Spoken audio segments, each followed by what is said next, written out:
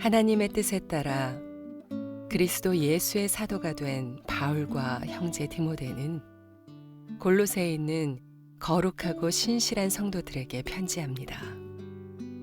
우리 아버지 하나님의 은혜와 평안이 함께하기를 빕니다.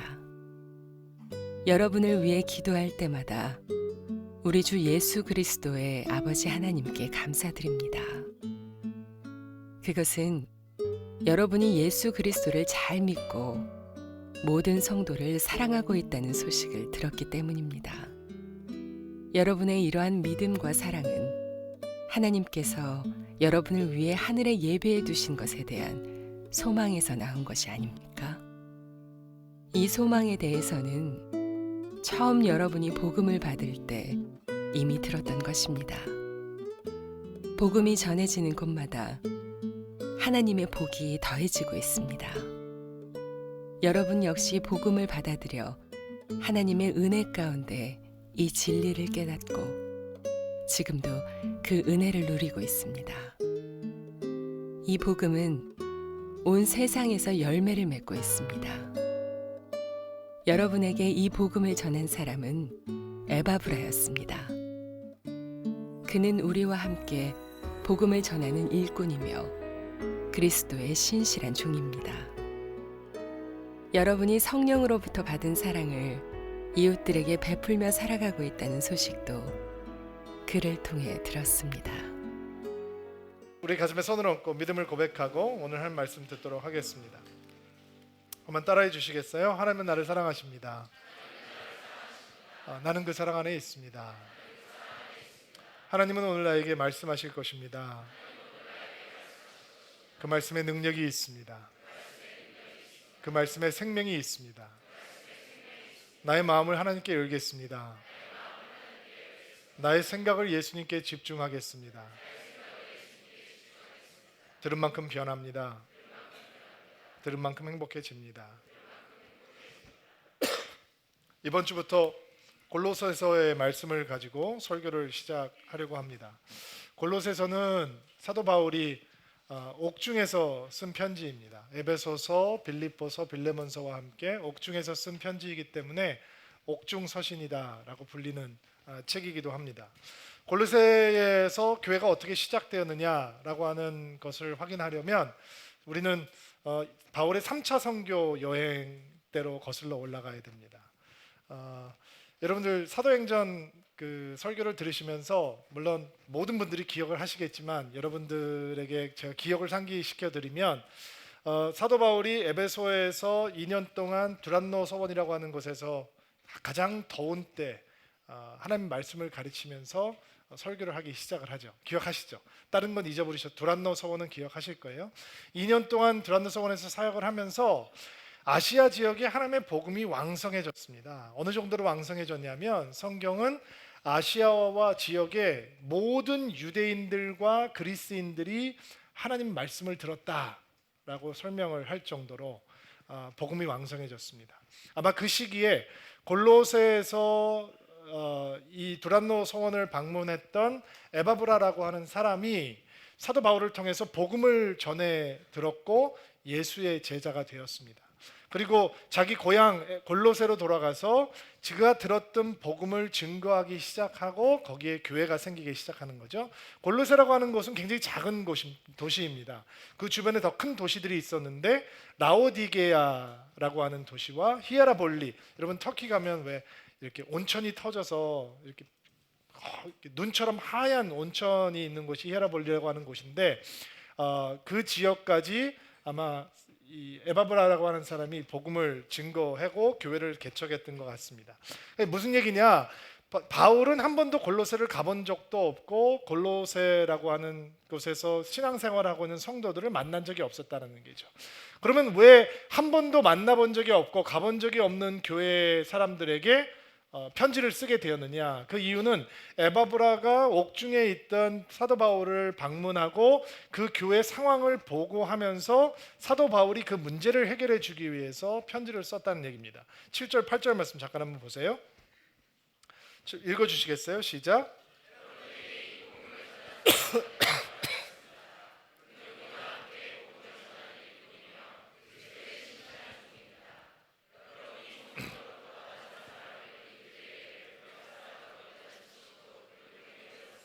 자, 골로새 사람들의 소식을 누구를 통해서 들었다? 에바브라. 에바브라는 누구인데요?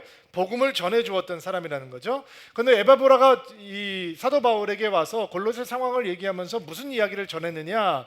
사도 바울에게 복음을 들었던 에바브라는 골로새에 가서 예수를 믿으면서 은혜를 받고 예수를 믿으면서 구원받고 예수를 믿음으로 우리가 의롭게 되는 것이다 라고 하는 복음을 전했단 말이죠. 그런데 지금 골로새에 다른 사상이 들어오기 시작한 거예요. 그 다른 사상은 어떤 사상이냐? 초대교회가 대적해야 됐던 가장 강력한 이단 사상 가운데 하나가 영지주의인데, 영지주의는 육적인 것은 악하고 영적인 것은 선하다라고 믿는 사상이에요. 그러니까 예수님께서 육신을 입고 이 땅에 오셔야 대속적인 사역을 감당하실 수 있는 것인데, 육신은 악한 것이니까 예수님께서 하나님의 아들이니까 육신을 입고 올 수가 없는 거죠. 그러면 예수님께서 십자가에 육신으로 죽으셨는데 그거는 육신으로 죽으신 것이 아니라 육신을 입고 오신 것처럼 보이는 것이고 육신을 입고 죽은 것처럼 보이는 것뿐이다. 이 고상한 지식을 얻는 사람만이 영적인 높은 수준에 올라갈 수 있는 것이다 라고 하는 그 초대교회의 영지주의 사상들이 들어오기 시작했던 것 같아요. 또 유대 율법주의도 들어와서 예수를 믿고 구원을 받는 것도 맞지만 율법을 지켜야지 구원이 온전히 이루어지는 것이다. 당신들이 이방인이지만 유대 율법을 지켜야 된다라고 얘기하는 사람들도 생기기 시작했어요. 또 천사를 숭배하는 이교 사상들도 들어와서 하나님을 직접 예배한다는 건 굉장히 교만한 일이다. 그러니까 우리에게는 중보자가 필요한데 그 중보자가 누구냐? 천사다. 천사를 예배해야 된다라고 하는 이상한 사상도 생겼고, 삐뚤어진 금욕주의도 들어와서 사람들을 조종하기 시작했어요.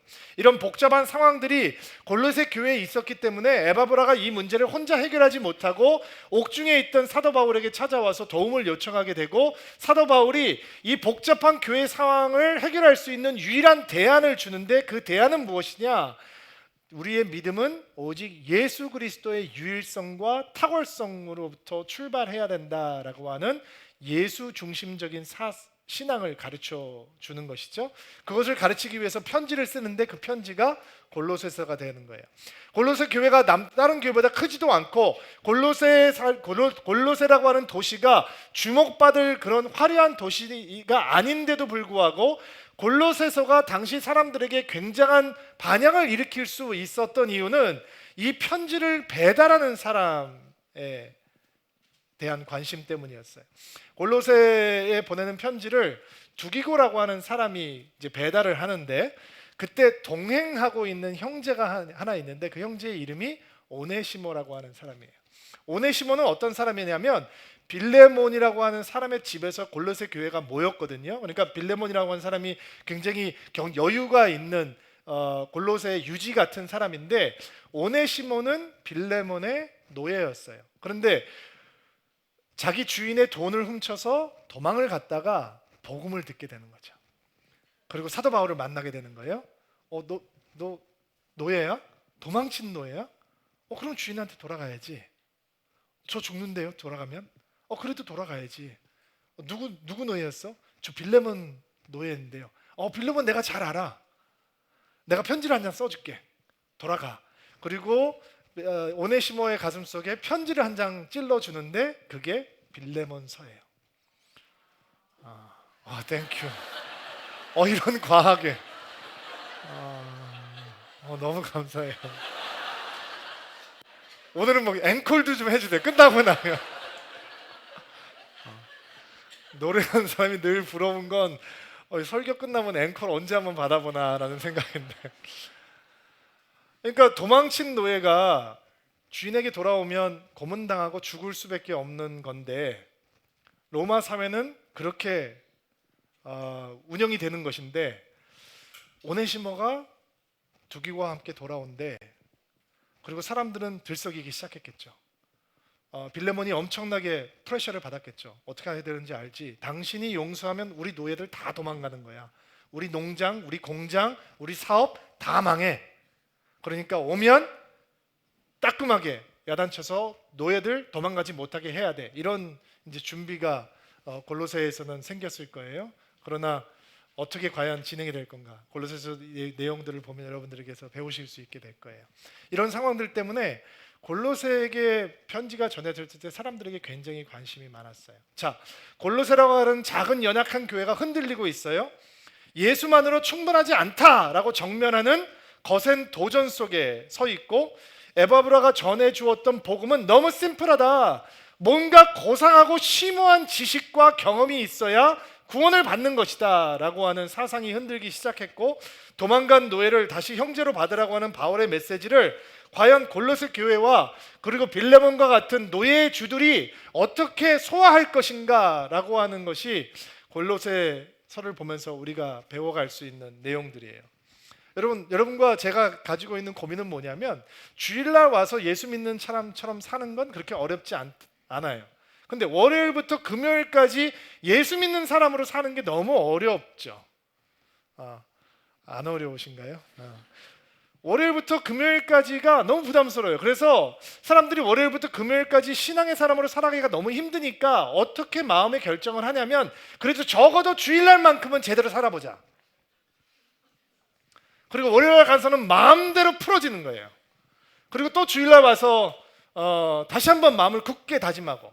그러나 진정한 제자도라고 하는 건, 진정한 신앙이라고 하는 건 세상을 피하는 도피주의도 아니고, 또 세상을 따라가는 수능주의도 더더군다나 아니고, 우리가 세상 속에서 살아간다라고 하는 것은 세상을 도피해서 거룩함을 보존하려고 해서도 안 되고, 세상을 따라가면서 순응하면서 우리의 거룩함을, 제자됨을 희생시켜서도 안 되고, 우리의 주일이 하나님을 만나는 시간이라면 우리의 월요일부터 금요일도 주를 향한 시간이 되어야 하는 것이고, 우리의 주일이 예수님께서 주인 되시는 시간이라면 월요일부터 금요일까지의 시간도 그 시간을 어디서 보내는지 간에 그 시간의 주인은 예수 그리스도야 하는 것이고, 주일날 판단하는 모든 판단 기준이 예수 그리스도이시라면 월요일부터 금요일까지 살아가고 있는 모든 판단 기준도 예수 그리스도야 하는 것이고, 이 메시지가 골로새서를 통해서 우리에게 흘러 들어오게 되는 것입니다.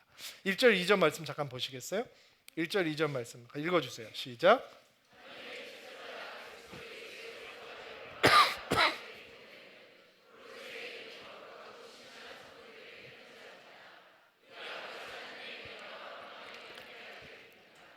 자, 사도 바울이 자신을 소개하는데 뭐라고 소개하죠?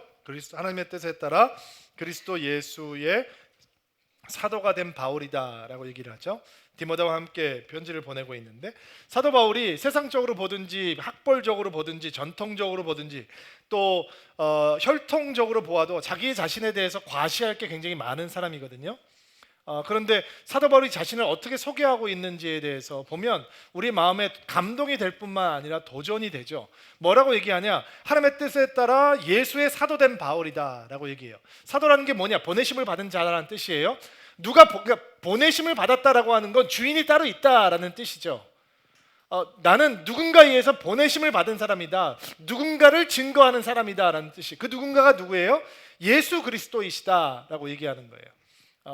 자기의 정체성이 자기가 이뤄놓았던 학업적인 무슨 학벌적인 업적, 세상의 힘, 명예, 그가 사내들인 공회원이었다는 것, 유대교에 열심히 있는 사람이었다는 것, 뭐 바리새인 이런 게 아니고 그의 모든 정체성은 예수 그리스도 한 분만으로부터 출발하는 것이다 라는 게 우리에게 도전이 되기를 바랍니다. 우린 명함에 많은 것들을 새기기 원하잖아요. 저는 제가 받은 명함 중에 가장 황당한 명함은 어떤 목사님의 명함이었는데, 명함이 앞뒤로 빼곡하게 뭐가 써 있어요. 근데 목사님들이 주로 성경 구절을 이게 명함 뒤에 써서 주시는 분들이 많이 그런 게 아니고, 거기에 보면 뭐 40일 금식기도 2회 이런 것까지 써 있는 거예요. 그러니까 목사님이 그냥 너무 자기 자신에 대해서 하고 싶은 얘기가 많은 거예요. 근데 그게 꼭 그분뿐만 아니라 여러분도 그렇고 저도 그렇죠.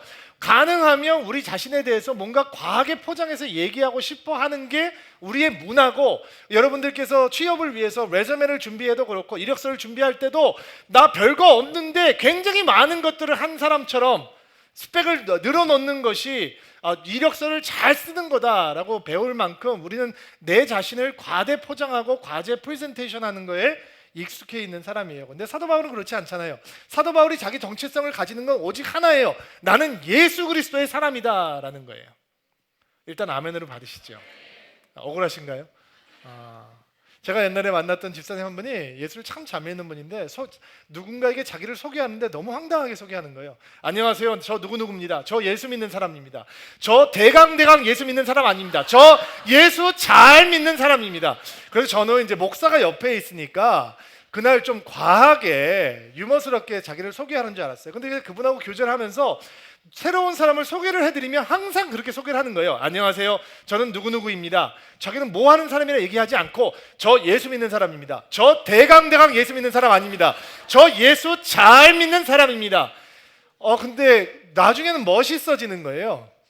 물론 그렇게 소개를 하고 나면 그 삶이 뒤따라주지 않을 때 얘기 듣더라고요. 근데 저렇게 예수를 잘 믿고 싶어 하는구나. 저렇게 몸부림치면서 나는 예수의 사람인 것을 드러내려고 하는 거구나. 그래서 내가 딴짓 못하도록, 딴 데 못 보도록 저분은 저렇게 저는 굉장히 좋아 보였어요. 여러분, 예수님과 여러분과의 관계가 여러분의 정체성이 되기를 주의 이름으로 축복합니다. 3절 말씀 보세요. 여러분을 위해 기도할 때마다 우리 주 예수 그리스도의 아버지 하나님께 감사드립니다. 사도 바울이 골로새 교회를 생각하고 기도할 때마다 감사가 넘쳤대요. 근데 생각해 보세요. 한 번도 만나보지 못한 사람들이에요. 한 번도 찾아가 보지 못한 곳이에요. 그리고 지금 골로새 교회가 문제가 많아요. 작고 연약한데 문제는 커요. 감당하기 버거워요. 그리고 에바브라라고 하는 사람도, 거기에 있는 리더들도 너무 미숙해요. 그럼에도 불구하고 사도 바울이 문제를 생각하면 화병 생기고 우울증 생기겠지만 문제를 생각하지 않고 기도하고 하나님의 이름을 부르니까 그 작은 골로새 교회, 문제 속에 있는 골로새 교회를 향해서도 감사가 터지기 시작했어요. 여러분, 속썩이는 자녀 있어요? 문제만 보고 있으면 잠 안 와요. 밥맛 없어져요. 한숨만 팍팍 나와요. 근데 그 아이의 이름을 부르고 예수의 이름을 함께 부르기 시작하면 희망이 생기기 시작해요. 문제가 보이지 않고 하나님의 은혜가 보이기 시작하니까 감사가 터져 나오기 시작해요. 모든 감사는 환경이 변해서 생기는 게 아니라 내적인 증거가 생김으로 감사가 생기는 거예요. 눈 뜨고 있으면 환경이 보이지만 눈 감으면 하나님이 보이니까, 하나님이 보이면 한숨이 쉬어지지 않고 감사가 나오니까 사도 바울이 멀리 떨어져 있는 흔들흔들하는 연약한 교회를 바라보면서 기도하면서 그는 감사를 찾고 있는 것입니다. 사도 바울이 감사하는 내용이 뭐냐? 이게 오늘 우리가 주목해야 되는 내용이에요. 4절부터 6절까지의 말씀 읽어봅시다. 시작. 그것은 여러분이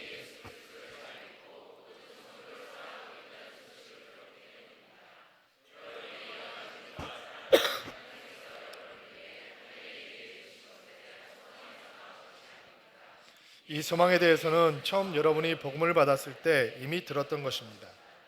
복음이 전해지는 곳마다 하나님의 복이 더해지고 있습니다.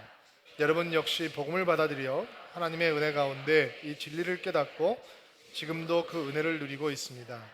이 복음은 온 세상에서 열매를 자, 사도 바울이 감사하고 있는 이유가 뭐냐? 저를 잊어버리지 않게 알려드릴게요. 믿음 때문이고 사랑 때문이고 소망 때문이고 열매 때문이에요. 외우셨어요?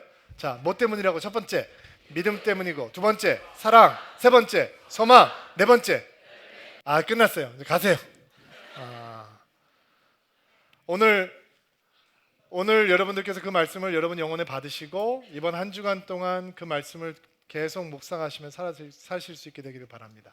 쉬운 성경에 보면 당신들이 예수를 잘 믿고 라고 얘기했는데 개역개정판은 조금 더 번역에 충실해요. 원어에 개역개정판을 4절로 한번 올려주세요. 읽어보세요. 시작.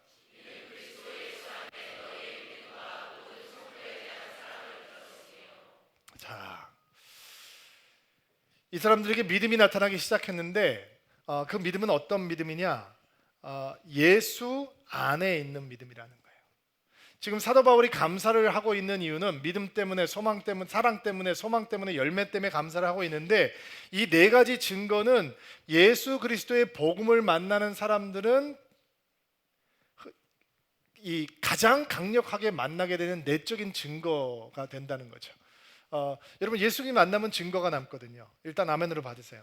목사님, 제가 제 안에 있는 증거가 뭔지 모르겠는데요. 이 네 가지가 리트머스 테스트가 되는 거예요.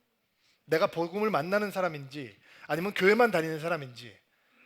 교회만 다니면 사람 변하지 않지만 복음을 만나면 복음은 사람을 변화시켜요. 복음은 증거를 남긴단 말이에요. 예수께서 우리 안에 들어오셔서 예수께서 우리의 주인이 되고 나면 나이 남녀노소에 상관없이 증거가 남기 시작해요. 미국 오디션 프로그램에 5살짜리 아이가 나와서 노래를 하는데 너무 깜찍하게 노래를 잘하는 거예요. 그리고 말을 뭐 얼마나 잘하는지 노래를 불렀는데 5살짜리라고 여겨지지 않을 정도로 기가 막히게 노래를 잘했어요. 그러니까 심사위원 하나가 칭찬을 하면서 이런 얘기를, 여러분 셜리 템플이라고 하는 아역 배우 아세요? 옛날 흑백 영화 시대 때 오늘 인터넷 통해서 찾아보세요. 셜리 템플이라고 하는 어린 아역 배우가 옛날에 있었는데, 전설적인 아역 배우가 있었는데 심사위원이 칭찬을 하면서 너는 네 노래를 들으니까 네 안에 셜리 템플이 살고 있는 것 같다 얘기를 했어요. 엄청난 칭찬인 거죠. 근데 5살짜리 아이가 Not Shirley Temple, Jesus. 예수 믿으면 증거 나타나요. 복음 만나면 증거가 나타나요. 그 증거가 뭐냐? 우리의 믿음이 예수 안에 있다는 거예요. 예수 안에 자리하게 된다는 거예요. 예수 안에 있는 믿음이 뭐냐? 오직 예수만 생각하는 거죠. 그리스도께서 죽어주심으로 우리가 하나님과 원수된 사이에서 하나님과 화평케 되었고, 예수께서 십자가에 죽으심으로 내 죄값이 단번에 치러졌고, 예수께서 죽은 자 가운데서 부활하심으로 나에게 영원한 생명이 임해왔고, 근데 그 영원한 생명을 얻기 위해서 내가 할 수 있는 것이 무엇이냐? 아무것도 할 수 있는 게 없는 거죠. 모든 것은 하나님께서 예수께 감당을 시키셨고, 내가 할 수 있는 것은 오직 예수님만 믿는 거예요. 다른 것은 아무것도 필요 없어요. 단지 예수만 붙들면 되는 거예요. 이게 복음이죠. 이 복음이 들어오니까 우리의 믿음이 누구를 향한 게 되는 것이냐? 당연히 예수 그리스도를 향한 믿음이 되는 것이죠. 여러분, 이 골로새 교회 사람들이 이방인 같은 거 잊어버리시면 안 돼요. 이방인들은 신을 많이 섬기는 사람들이에요. 인도 같은데 뭐 이렇게 파키스탄 같은데 잡신들을 많이 섬기는 나라를 가보면 예수 믿으십시오라고 얘기하면 예수 다 믿겠다고 얘기해요. 근데 여러 신들 가운데 하나로 믿든지 아니면 여러 신들 가운데 으뜸된 주신으로 믿겠다라는 거예요. 교회도 가지만 사당에 가서 제사도 드리고, 기도도 하지만 저쪽 가서 부족도 띄고 하겠다는 얘기예요. 그거는 믿음이 없는 거하고 똑같은 거죠. 예수 안에 믿음이라고 하는 것은 무엇이냐? 예수께서 처음과 끝이 되시는 거예요. 예수께서 유일한 믿음의 대상이 되시는 거예요. 예수께서 알파와 오메가가 되시는 거예요. 그분께서 모든 것을 주장하시니까 우리의 믿음이 예수 안에 있으니까 예수님처럼 살아갈 수밖에 없는 거겠죠. 그러니까 믿음은 행위를 낳는 거예요. 행위가 없는 믿음, 그 믿음은 예수 안에 없는 믿음이기 때문이에요. 목사를 믿는 믿음이든지 교회를 믿는 믿음이든지 교회 안에 친한 친구들을 믿는 믿음은 행동으로 이어지지 않을 수 있어요. 그러나 우리의 믿음이 진짜 예수 안에 있다면, 예수 안에 존재한다면 그 믿음대로 살아갈 수밖에 없는 거죠. 제가 오늘 집사님 한 분이 간증을 하는데 어떻게 예수 믿게 되셨습니까? 라고 얘기하니까 참 가난한 시절에 고등학교를 다니셨던 어른이셨는데, 어느 날 친구 중에 하나가 학교를 못 왔대요. 왜 못 왔냐 그러니까 등록금이 없어서 이제 학교 등교를 못 하고 있었대요. 그러니까 선생님께서 예수 믿는 분이셨는데 한 번도 너희를 예수 믿어라라고 얘기하지 않았는데 그분이 교회 다니는 분이라는 걸 아이들이 다 알았다는 거죠. 근데 오늘 얘 왜 안 왔어? 이번 주에 왜 걔 안 오고 있는 거야? 물어보니까 반장이 선생님 등록금이 없어서 지금 등교를 못 한답니다. 얘기를 하니까 그 선생님께서 화를 버럭 내시면서 너희들은 지금 친구가 돈이 없어서 학교를 못 나오고 있는데 너희들끼리만 공부하겠다고 지금 등교하고 있는 거야? 다 회수권 다 꺼내, 차비 다 털어, 집에 걸어가, 일주일 내내 걸어가. 그리고 선생님도 눈물을 흘리시면서 지갑을 털어서 애들한테 돈을 모아서 등록금을 마련해 주셨다는 거예요. 그게 그분의 믿음이었죠. 불쌍한 사람들을 긍휼히 여기는 거가 믿음이 아니고 예수처럼 사는 게 믿음이니까 그게 예수 안에 있는 믿음이란 말이에요. 내적인 증거가 뭐냐? 복음을 만난 사람의 증거가 뭐냐? 예수 믿는 것으로 끝나는 것이 아니라 믿는 대로 살아간다는 거예요.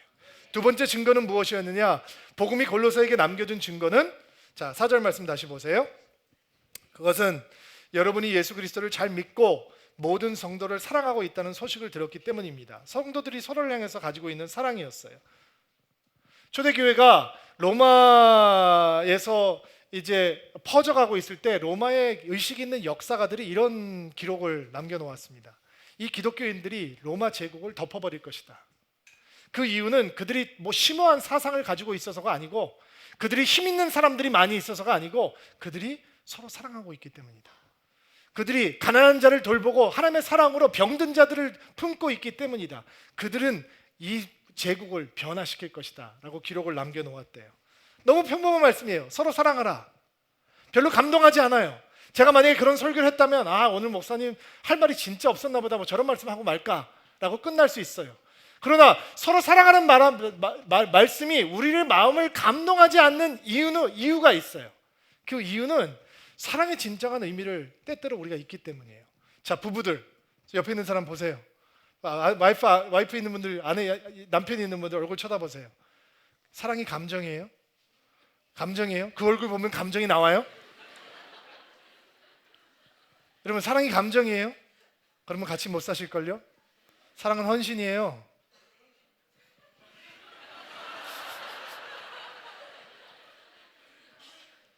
여러분, 사랑은 의지의 의지. 사랑은 수고로움이에요. 아이 하나 키우려면 얼마나 수고 많이 해야 되는지 몰라요. 그래서 애들의 이름을 부르면 부모는 뭉클하는 거예요. 남의 아이들 이름 부르면 뭉클하지 않아요. 내가 수고하지 않으니까. 내 아이는 수고하며 키우니까 걔 이름을 부르면 마음이 뜨거워지는 거예요. 제가 애들 키우면서 참 힘든 사건을 한번 경험했는데, 애들이 학교 갔다가 둘 다 이가 옮아왔어요.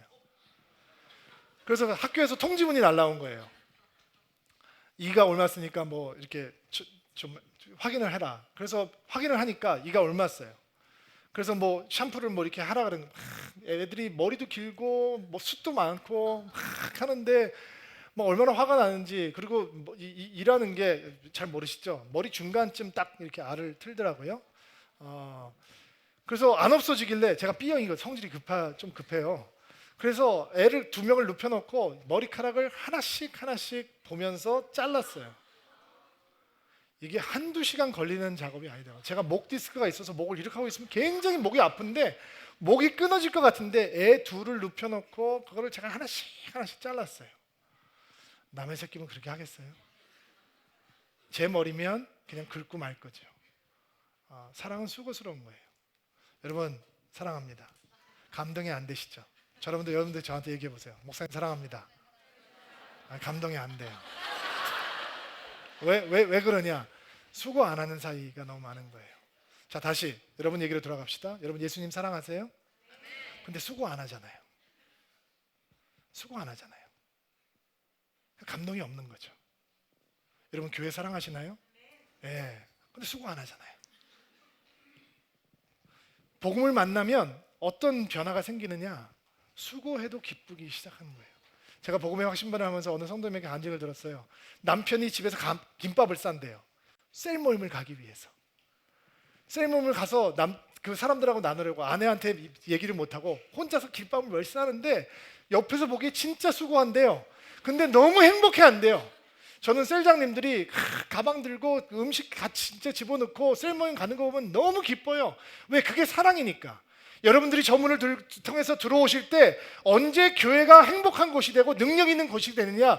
누군가 눈을 마주쳤는데 저 사람이 나를 사랑한다라고 하는 것을 알 때, 내가 누군가를 봤는데 내가 그를 사랑한다라고 알 때, 내가 누군가에게 기도 부탁을 할 때 그 사람이 나를 위해서 눈물을 흘리고 기도한 것을 알 때, 내가 누군가의 이름을 기도할 때 눈물을 흘리면서 그 사람처럼 아파하고 주님의 이름을 부를 때, 교회는 능력 있는 곳이 되는 거예요. 그게 내적인 증거라는 거죠. 자, 세 번째 증거, 5절 말씀이에요. 개역 개정판으로 한번 읽어볼게요. 5절 말씀, 개역 개정판으로 시작.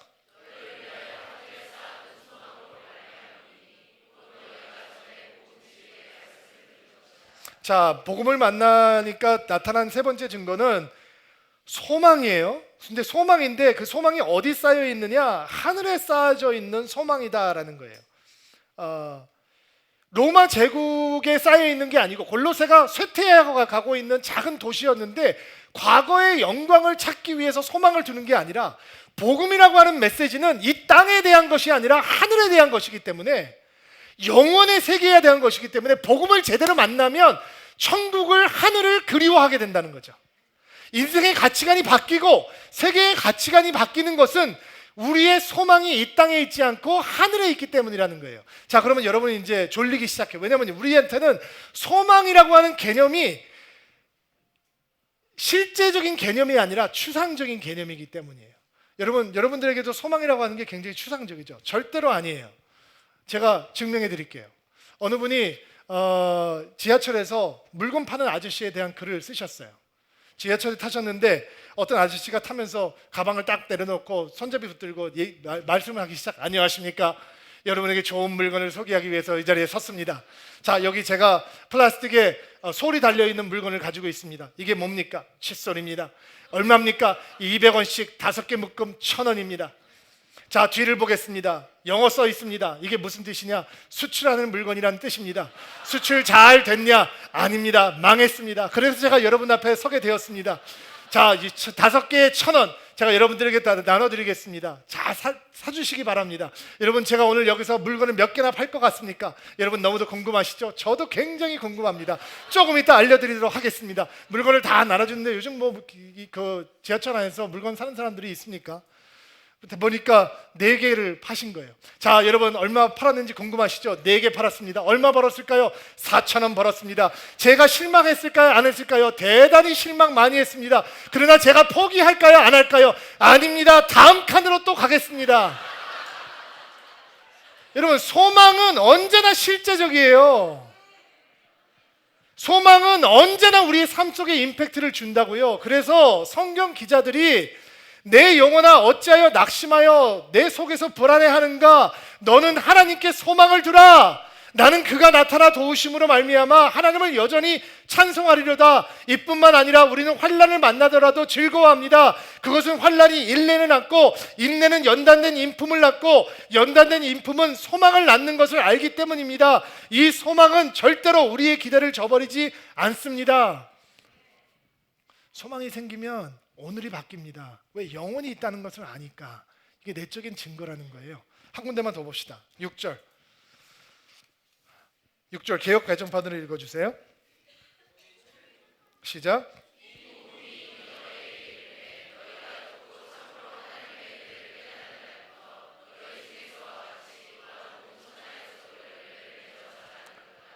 자, 복음을 듣고 복음을 깨닫고 복음을 믿게 된 그들에게 열매가 나타나기 시작했대요. 그들에게 뿐만 아니라 복음이 전해진 모든 곳에서 열매가 나타나기 시작했대요. 이거는 당연한 일이에요. 복음은 살아있기 때문에 성장하고 열매를 맺게 돼 있어요. 그럼 복음을 못 만난 사람들은 어떤 열매를 맺냐? 갈라디아서 5장 19절부터 읽어볼게요. 읽어주세요. 시작.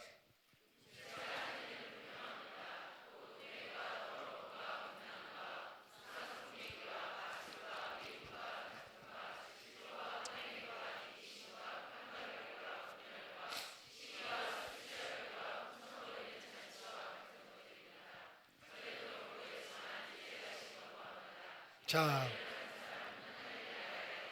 복음을 만나지 못하면 저런 열매가 나타난다는 거죠. 복음이 우리 안에서 풍성하고 왕성하지 못하면 복음을 안다고 얘기하는 것 같지만 저런 열매가 나타난다는 거예요. 그런데 복음 안에 쑥 들어가게 되고 복음의 역사가 우리 안에 충만하게 되면 또 다른 열매가 맺히기 시작하는데 22절, 23절 읽어주세요.